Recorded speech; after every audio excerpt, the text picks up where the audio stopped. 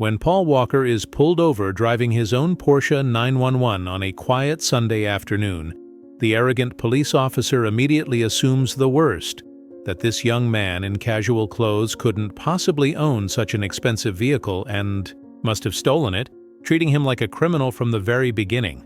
But what happens when the truth about who Paul really is revealed that will leave everyone involved absolutely stunned and teach one police officer a powerful lesson about respect and the danger of judging people by their appearance. Before we continue this story, let us know where you're watching from. If you like stories like this, subscribe to the channel because tomorrow we have another special story for you. The Sunday afternoon sun cast long shadows across the quiet streets of Santa Monica as Paul Walker slowly cruised through the residential neighborhood. He was in no hurry, just enjoying the leisurely ride in his silver Porsche 911 Turbo, the engine purring softly beneath him. The windows were down, the California air was blowing through his hair, and for the first time in weeks, he felt completely relaxed. Paul had been filming for months, working 18-hour days on set, and this simple stroll through the tree-lined streets felt like therapy. He was dressed for comfort, faded jeans, a worn gray t-shirt, and sneakers that had seen better days. His hair was tousled from the wind, and a scruffy beard covered his jaw. He looked exactly like what he was, a tired guy enjoying his day off. The Porsche itself was an understated elegance, silver paint that gleamed in the sunlight, but no flashy modifications, no loud exhaust note.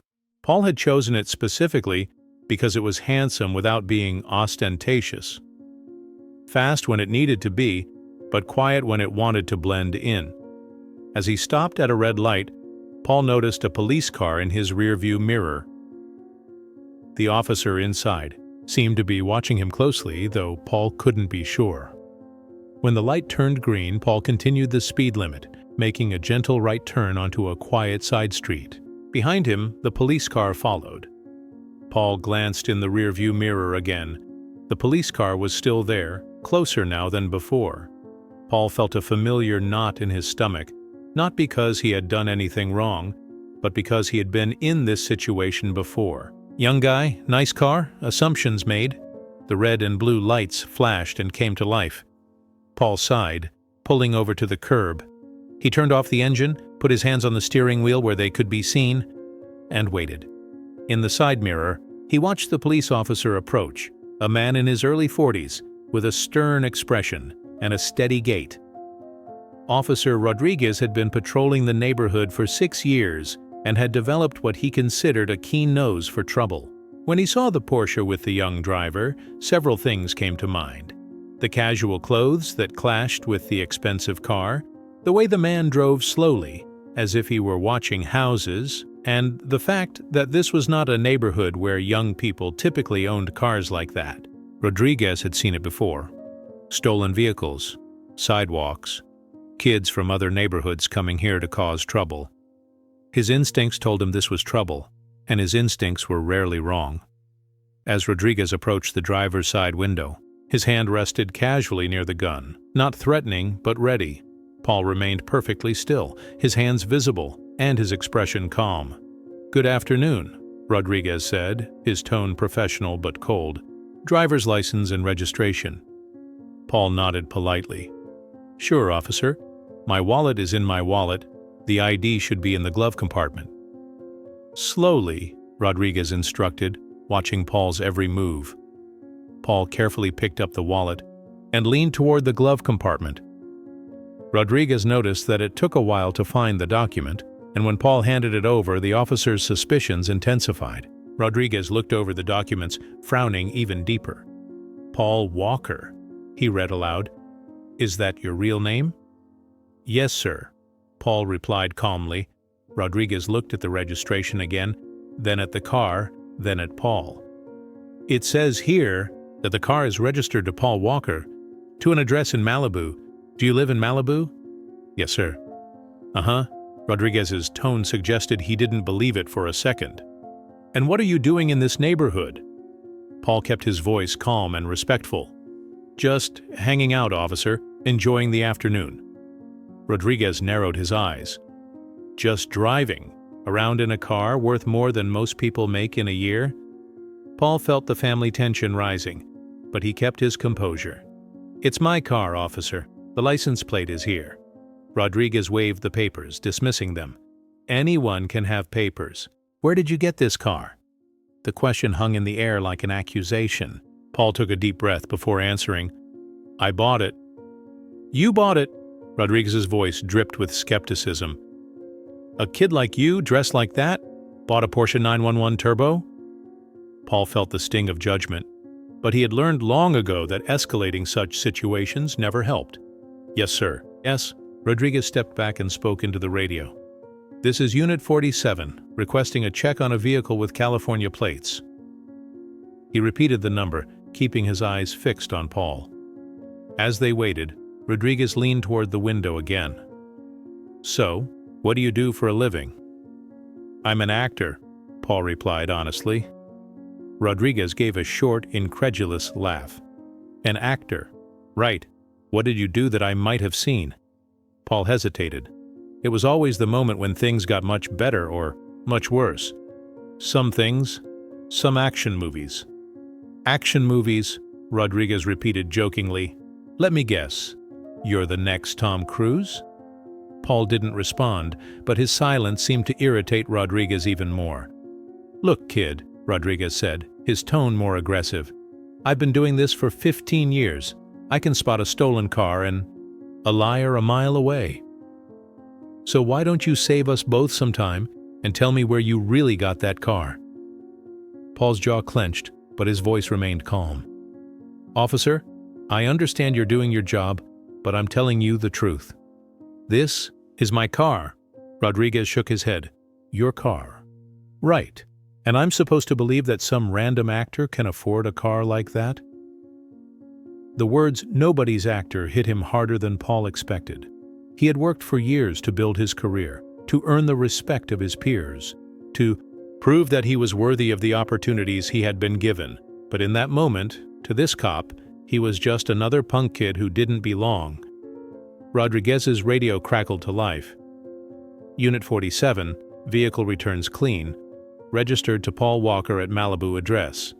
Rodriguez frowned. "Run the name Paul Walker. See if there are any warrants or previous arrests." Paul closed his eyes briefly. The situation was escalating beyond a simple police stop, and he knew that once an officer decided you were guilty, facts became secondary to suspicion. "Clean record," was the response from the headquarters. "No warrants, no arrests." Rodriguez looked confused, but not convinced. "Dispatcher, can you find any recent reports of Porsche 911s being stolen in the Los Angeles area?"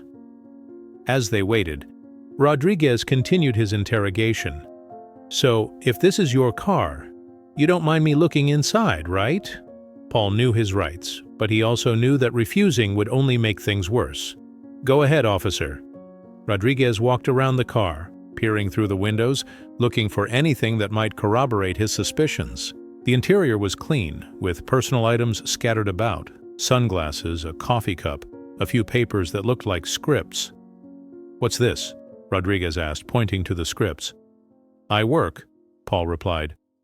"I told you, I'm an actor." Rodriguez picked up one of the scripts and flipped through it. "Fast and Furious," he read aloud. "Never heard of it." Paul was heartbroken. The script was for the sequel they were about to start filming, but to Rodriguez it was just another prop in what he assumed was an elaborate lie. Rodriguez's radio crackled again. "Unit 47, no recent reports of a stolen vehicle matching that description." Rodriguez frowned even deeper. The facts didn't support his instincts, but he wasn't ready to give up. "Dispatch, can you connect me with Malibu PD? I want to check this address." Paul watched Rodriguez return to his patrol car to make the call. Through the rear window, he saw the officer gesturing excitedly, clearly frustrated that his suspicions were not being confirmed by the evidence. A few cars slowed down as they passed, drivers curious about the scene. Paul felt exposed, embarrassed, and increasingly angry, not at Rodriguez for doing his job, but at the assumptions that had led to this moment. Rodriguez returned, his expression harder than before. Malibu police confirmed the address, Say the resident is an actor, but that doesn't prove you're him. Paul looked at Rodriguez with genuine puzzlement. Officer, what exactly would it take to convince you that I'm telling the truth? Rodriguez crossed his arms. For starters, you could prove that you really are the actor you say you are. Paul stared at him for a moment. And how would you like me to do that? I don't know. Acting or something? Show me an ID that proves you're not just some kid with a fake driver's license. The request was so absurd that Paul almost laughed. Officer, my driver's license is real. The registration is real. The car is not stolen. What else do you need? Rodriguez's frustration boiled over. I have to believe that some punk kid in a t-shirt and jeans has a car that costs more than I make in 2 years. The words hung in the air, and suddenly Paul understood. This wasn't really about a stolen car. It was about class, about assumptions, about a cop who couldn't reconcile what he saw with what he believed was possible. Paul's voice grew softer. Officer Rodriguez, he said, reading the badge, I understand that this may seem unlikely to you, but sometimes things are not what they seem. Rodriguez wasn't prepared to hear it. Get out of the car, he ordered. Paul complied, moving slowly and keeping his hands visible. Rodriguez began a pat-down, checking for weapons or contraband, his movements efficient but aggressive. Are you carrying anything I should know about? Rodriguez asked. No, sir. Rodriguez completed the search but found nothing. Paul stood by the car, hands at his sides, watching Rodriguez struggle with the disconnect between his suspicions and the evidence. That's when a second vehicle arrived. Officer Martinez, a 25-year veteran of the force, got out of her vehicle and walked over. She had heard the conversation on the radio and decided to check on her colleague, not because she thought he needed backup, but because something in his tone suggested the situation was becoming unnecessarily complicated. What's the situation, Rodriguez? Martinez asked, his tone neutral but observant. Rodriguez gestured toward Paul. Suspicious individual driving an expensive vehicle that doesn't fit his profile. Says it's his car, but I don't believe it. Martinez looked at Paul, then at the Porsche, then back at Rodriguez. Check the registration. Yes, but clean record? Yes, but Martinez. Any evidence of a crime? Rodriguez hesitated. No direct evidence, but Martinez raised his hand and approached Paul directly. Sir, I'm Officer Martinez. Can you tell me what's going on here? Paul's relief was evident. I was driving through the neighborhood when Officer Rodriguez pulled me over. He seems to think I stole my own car. Martinez nodded and looked at the registration and driver's license again. He watched Paul's face closely, feeling something echo in his memory. Paul Walker, she said slowly. You're an actor, right? Paul nodded cautiously. Yes, ma'am. Martinez's expression changed. Fast and Furious? Paul's eyes widened slightly. Did you see? Martinez smiled for the first time. My daughter loves that movie. She's seen it about 50 times. Rodriguez looked at the two of them, confused. What are you talking about? Martinez turned to her colleague. Rodriguez, this is Paul Walker. He's a real actor. Quite famous, actually. Rodriguez's face flashed through several emotions, confusion, disbelief, and slowly growing horror as he realized what had happened.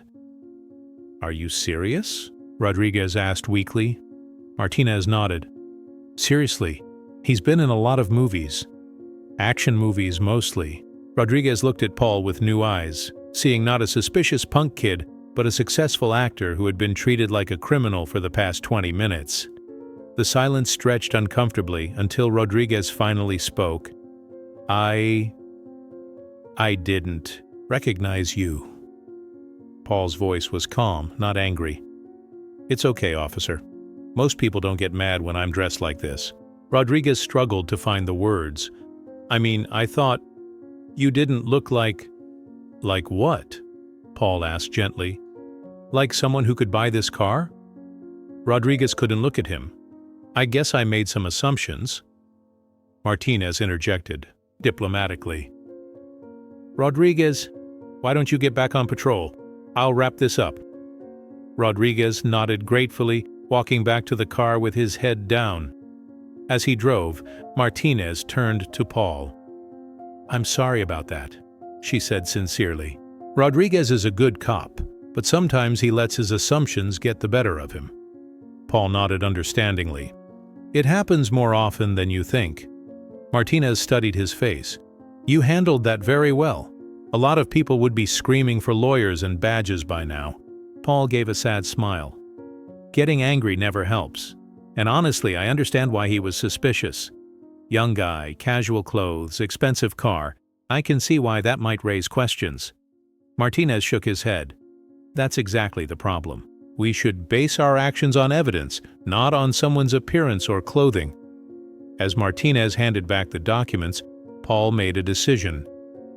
"Officer Martinez, would you mind if I asked you something?" "Of course." "Do you think Officer Rodriguez learned anything from this?"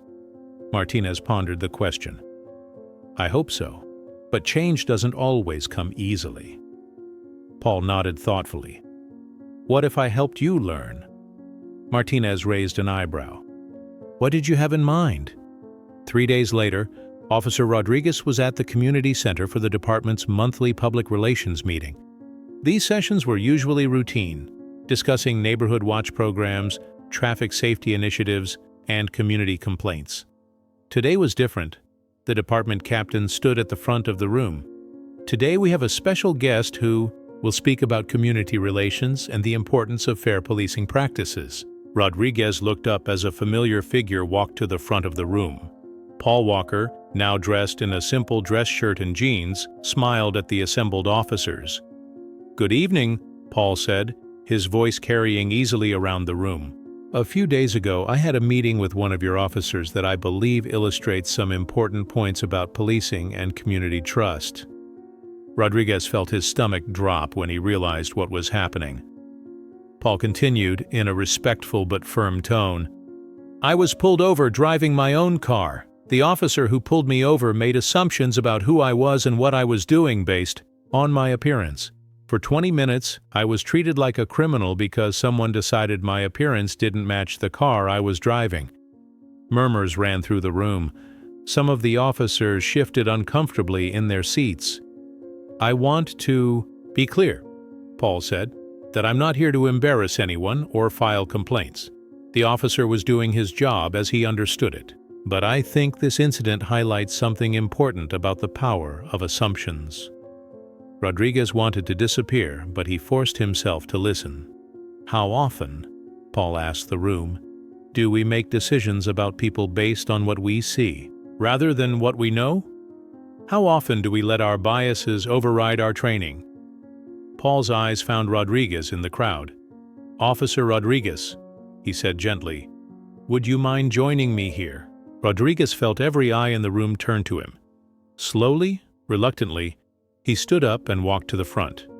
Paul held out his hand, and after a moment's hesitation, Rodriguez shook it. "Officer Rodriguez," Paul said publicly, "I want to thank you for the lesson you taught me." Rodriguez looked confused. "Sir, you reminded me that respect isn't automatic. It's earned through actions, not assumptions. You showed me that everyone, regardless of title or uniform, has the capacity to learn and grow." Paul turned to address the room again. "What happened between Officer Rodriguez and me could have ended badly. It could have escalated. It could have damaged trust between the community and the police. But it didn't, because when the truth came out, Officer Rodriguez was willing to listen." Rodriguez's throat tightened with an emotion he was not prepared for. Paul continued, "I'm not here as a celebrity asking for special treatment. I'm here as a citizen asking for fair treatment. For all of us." He looked directly at Rodriguez, again. "And I'm here to tell you that good cops, like Officer Rodriguez, are willing to evaluate their own actions and improve. That's what makes the difference between a cop and someone with a badge." After the performance, Rodriguez approached Paul privately. "Mr. Walker, I owe you an apology. A real apology." Paul nodded. "You already gave me one, officer. What interests me now is what you found out." Rodriguez took a deep breath. I learned that I was seeing what I expected to see instead of what was actually there. I was so sure I was right that I ignored the evidence. Paul smiled. It takes courage to admit it. Rodriguez looked down at his hands.